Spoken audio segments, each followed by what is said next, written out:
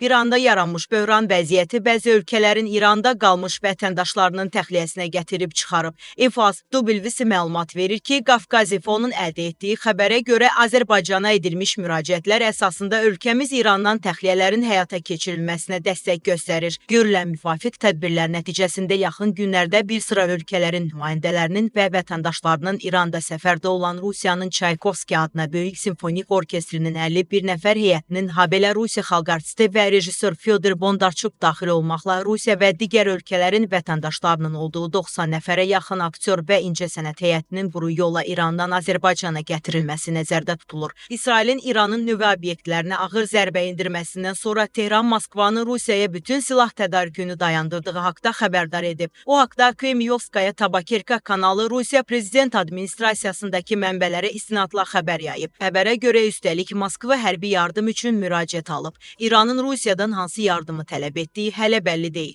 Ancaq Kreml İsrailə açıq münaqişəyə girməyə tələsmir. İranla yaxşı hərbi əməkdaşlığımız var. İndi mahiyyətcə bizdən münaqişəyə qarışmağı tələb edirlər. Bu bizim nəyimizə lazımdır? Rusiya Müdafiə Nazirliyindəki mənbələrin kanala verdiyi məlumata görə İranın yardım qərarını prezident verəcək. Ancaq prioritet hələ də xüsusi hərbi əməliyyat çərçivəsində vəzifələrin həyata keçirilməsidir. Ona görə də yaxın günlərdə çətin ki, İrana ciddi silahlar verilsin. Amma başqa yardım mexanizmləri də var.